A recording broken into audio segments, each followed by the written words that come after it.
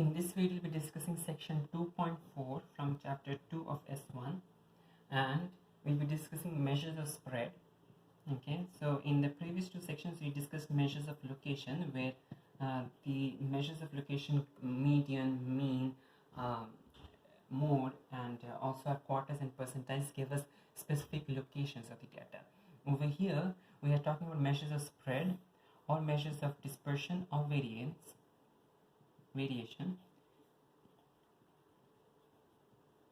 In other words, okay, the measures of spread, dispersion, and variation are actually talking about how spread out the data is. Okay, so this is going to give you a measure of how spread out the data is. Okay. Okay, so let's say that if you have a data such as 29, 30, 31, 32, 33. Okay, on the other hand, you have another set of data where you have 5, 10, 31, 36,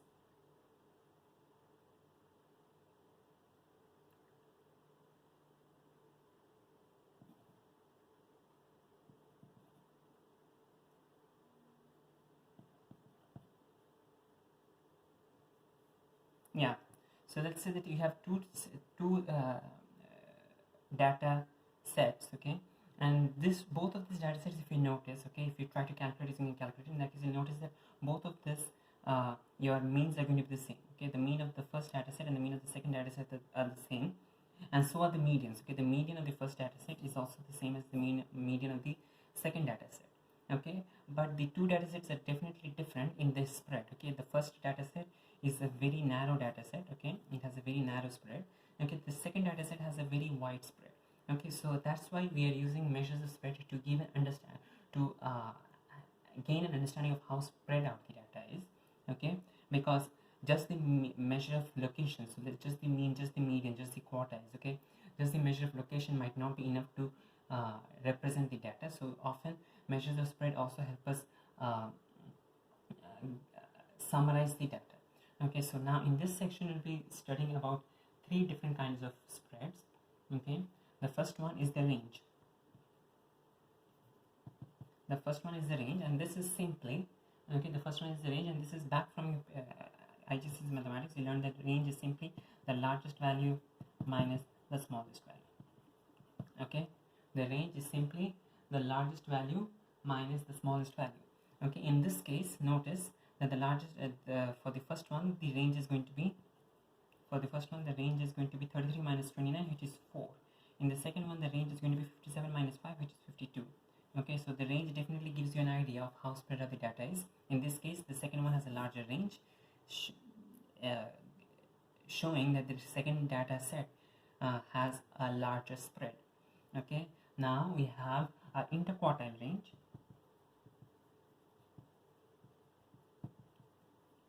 We have an interquartile range, or in short we call it IQR.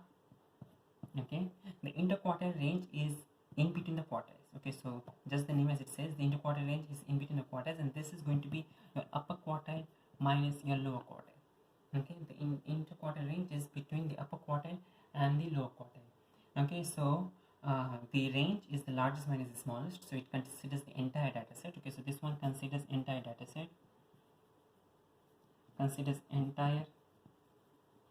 data set, but over here the interquartile range considers only the middle 50% of the data. Okay,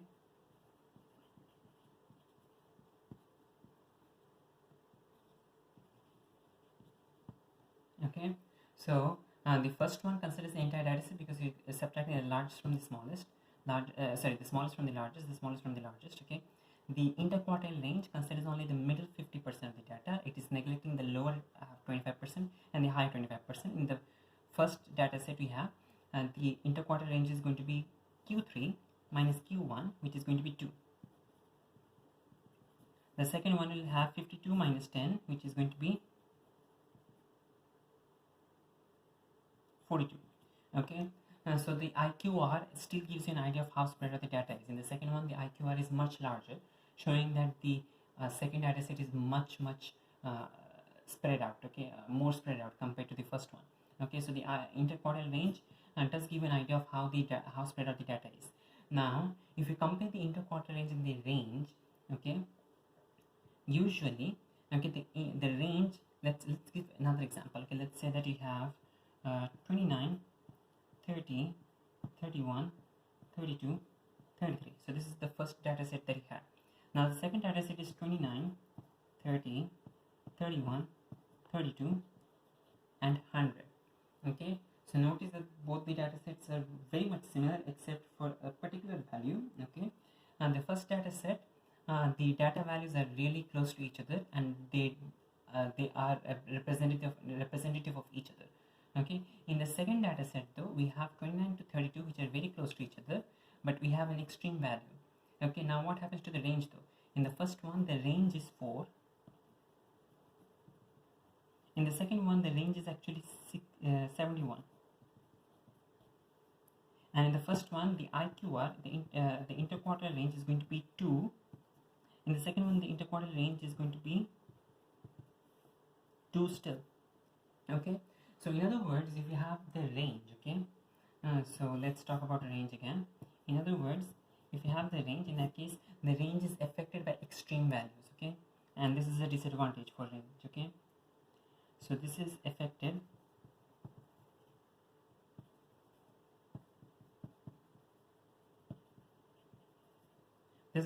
the range is affected by extreme values, and for the interquartile range, okay, the IQR, this is not affected by extreme values.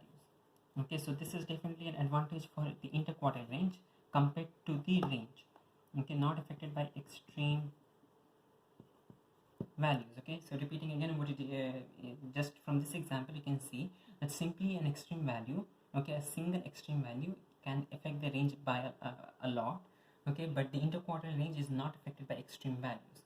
On the other hand, okay, the range considers the entire data set. Okay, just I'm repeating those points over here. Okay, so the range considers the entire data set, so definitely it takes the whole data set into account, but the interquartile range only considers 50% of the data set,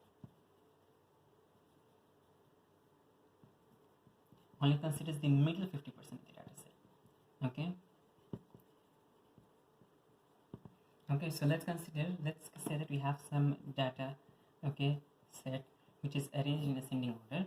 Okay, and we have the range which is going to be the highest value minus the smallest value. The interquartile range will consider the quartile, the Q1 and Q3 value. So let's say this is the median. In that case, this is the interquartile Q1, the lower quartile. This is the higher quartile Q3. In that case, the interquartile range will consider only the middle 50% of the data. So this is your interquartile range. Okay, and this overall is your range. Okay, and if you have any extreme values, okay, let's say that if you have some extreme values on this uppermost side and some extreme values on the lowermost side, those extreme values are going to affect your range but not your IQR. But okay, so that is an advantage for using IQR. But on the other hand, the IQR considers only the middle 50% of the data. Okay, instead of the and doesn't consider the lower 25 and the upper 25% of the data.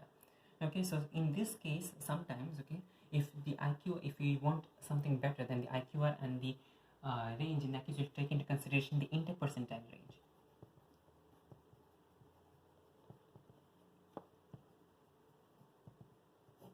Okay, the interpercentile range can sometimes be better over here. Okay, the interpercentile range can sometimes be better over here, but first let's introduce what the interpercentile range is. The interpercentile range is the range between two different percentiles. Okay, so let's say that if you have a percentile, if you have the nth percentile here and the nth percentile here, okay, let's call it the bth percentile here and the 8th percentile here, PA and PB. In that case, your interpercentile range is going to be PB minus PA, the upper percentile minus the lower percentile. And usually, okay, you'll always be getting numbers B and A such that B and A are always equal to 100. Okay, so let's say that you'll be getting the 10th to 90th percentile. In other words, P90 minus P10. Okay, the 20th to 80th percentile, so P80 minus P20.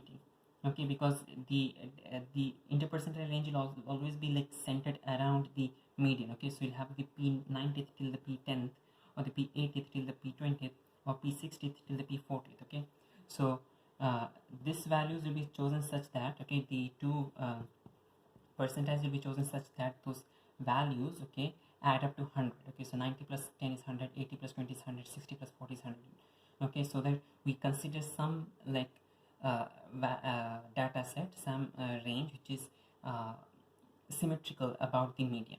Okay, so again repeating, the range is the largest minus the smallest value. The interquartile range is going to be the upper quartile minus the lower quartile, or you could call it, okay, the interpercentile range, the 25th to 75th interpercentile range. Okay, because upper quartile is the 75th percentile, lower quartile is the 25th percentile. Okay, so in that case this is going to be the 25th to 75th interpercentile range. Okay, so P75 minus P25 is your 25th to 75th interpercentile range. The common name that you use is going to be the interquartile range, IQR.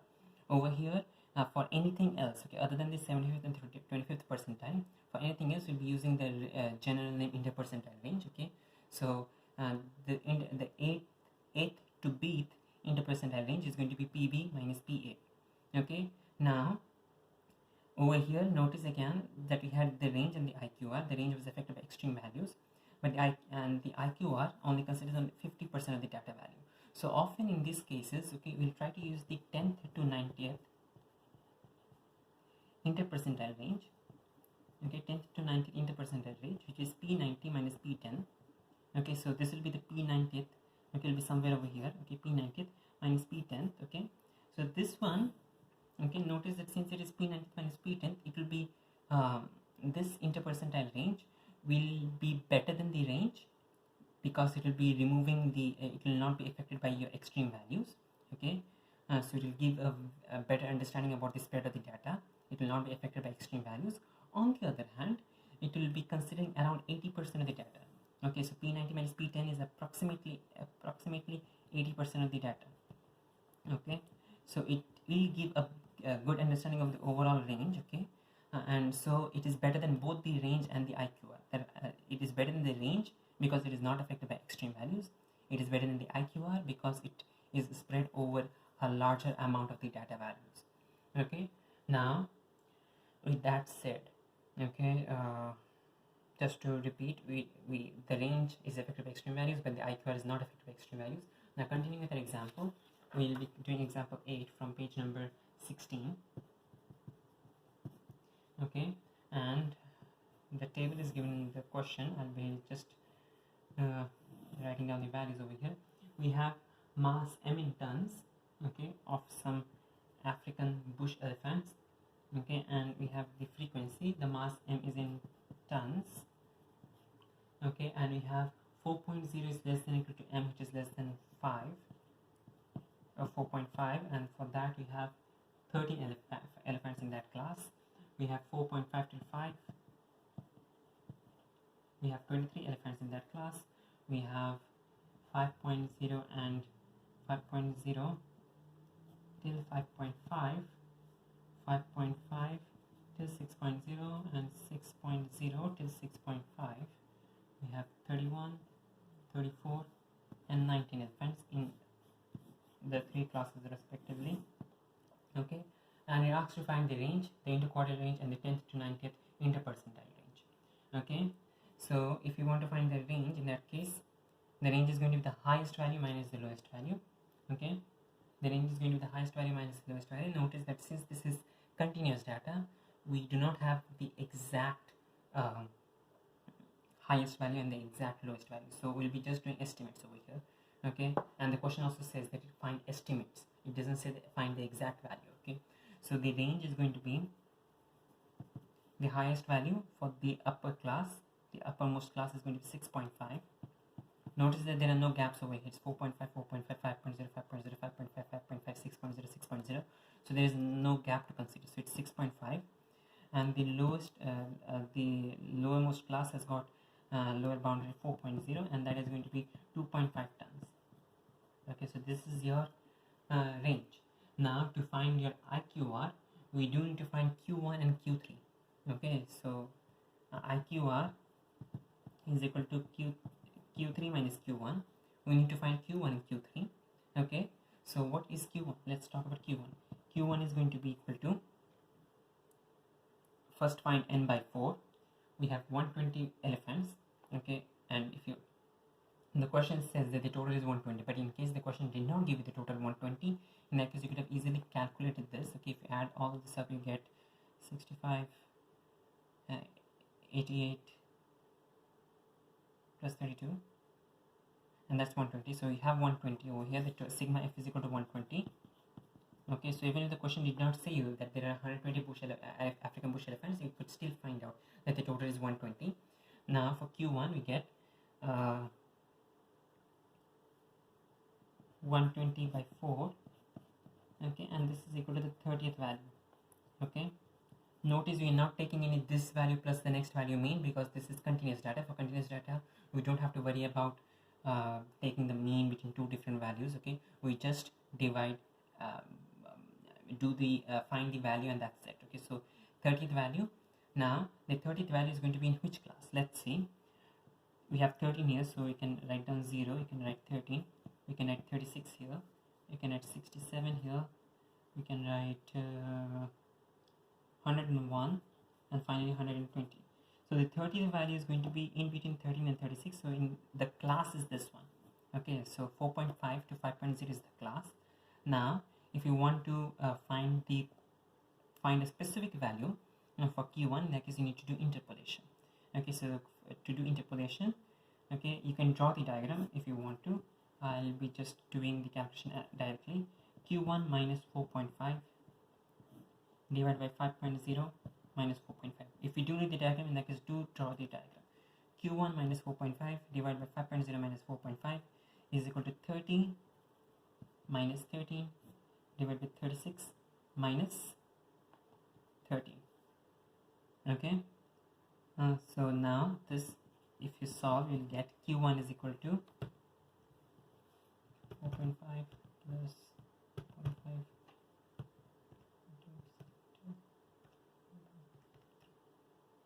Okay, so Q1 is equal to 4.87 tons. Okay, Q1 is equal to 4.87 tons. Okay, don't forget the units. Okay, Q1 is equal to 4.87 tons. Now what about Q3? Okay, Q3 is equal to Q3 is equal to 120 into 3 by 4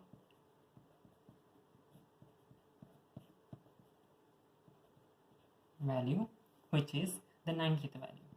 Okay, so 120 into 3 by 4th value, which is the 90th value. The 90th value is going to be in this class because it is between 67 and 101. So this is the class we need. Okay, now to find a specific value, again we'll have to use interpolation.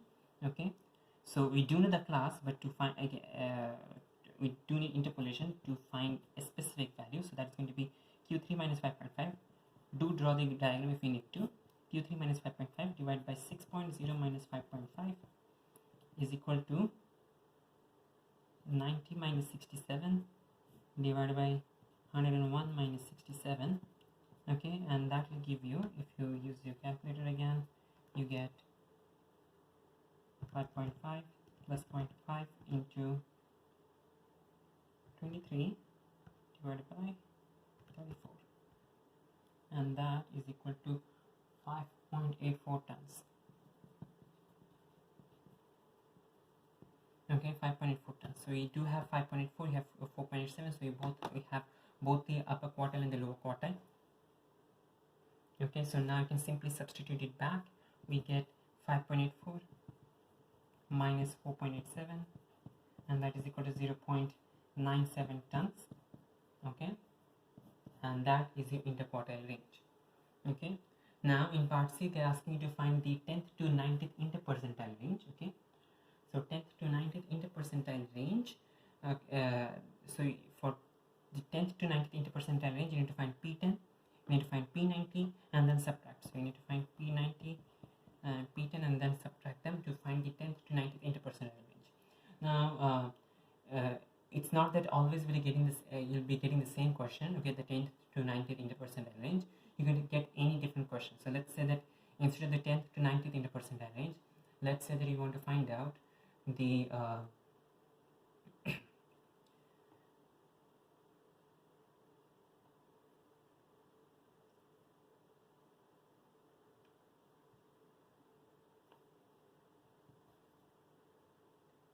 the 35th to 65th interpercentile range, 35th to 65th interpercentile range. Okay, so the 35th to 65th interpercentile range is going to be P65 minus P35.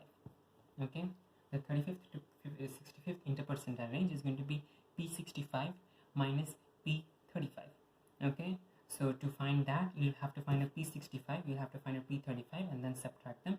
Okay, and let's try finding out P35. Okay, P35 is going to be 35 by 100 into 120, 35 by 100 into 120 value, which is, if you use your calculator, like is 35 divided by 100 into 120 is the 42nd value. Okay, P65 is going to be 65 by 100 into 120, which is the 78th value. Okay, so 42nd and the 78th value. Okay, so now this 42nd value is going to be in this class. Okay, so this is the class we need. We need to find the 42nd value. Okay, so that will be, use interpolation again, you get Q1 minus 4.5.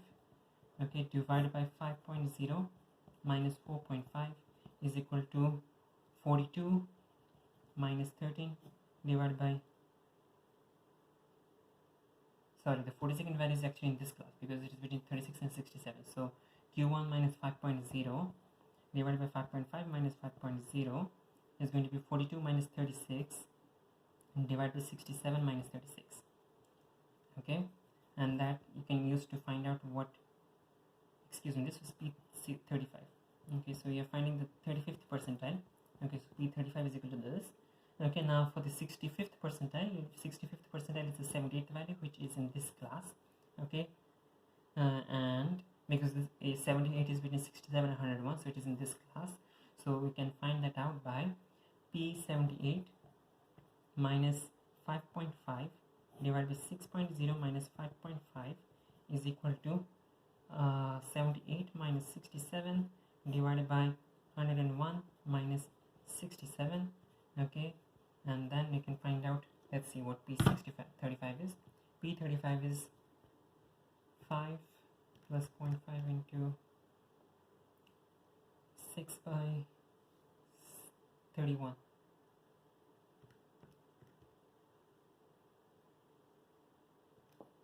Okay, and that is equal to 5.10 tons to 3 significant figures. Tons, don't forget the unit. 5.10 tons. Now the 78%, why am I finding the 70th percentile? This is 65th percentile, excuse me.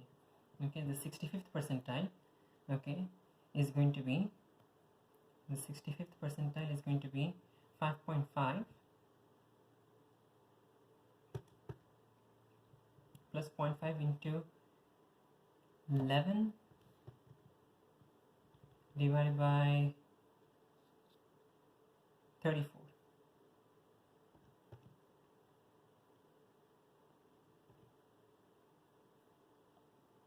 11 divided by 34. Yeah. So that's 5.66 tons. Okay, so again, what we did was we used interpolation to find the 35th percentile and the 65th percentile.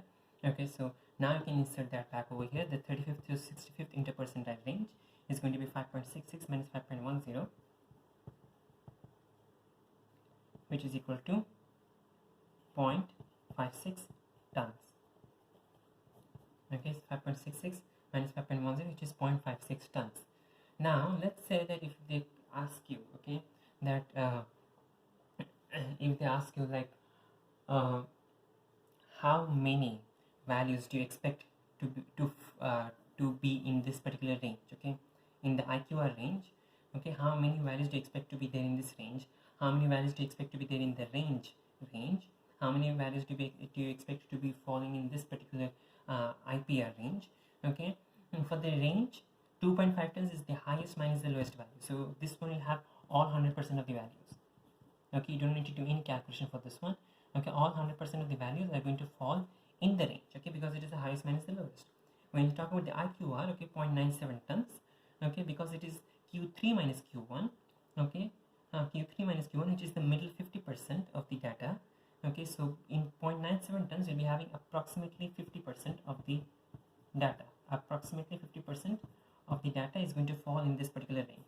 Okay, because this IQR is Q3, 75th percentile minus the 25th percentile, so it's the middle 50% of the data. When you talk about the 35th to the 65th interpercentile range, okay, this one, okay, 0.56 tons will be from the so the lower 35th is neglected, the upper 35th is neglected, so we have 65 minus 30 30% of the data. So this one will cover, okay, this one covers 30% of the data. Okay, so often this question is again common, like how much of the data values are going to fall in this range. Okay, so this one covers 30% of the data from 35th to 65th. If you talk about the 10th to the 90th, okay, interpercentile range, that one will cover 80% of the data. Okay, so in general, if you have from the 8th till the bth percentile interpercentile range, okay, in that case it will be covering approximately B minus A percent of the data. B minus A percent of the data. Okay, so if we have, let's say, the 40th till the 60th interpercentile range, that will be covering approximately 20% of the data.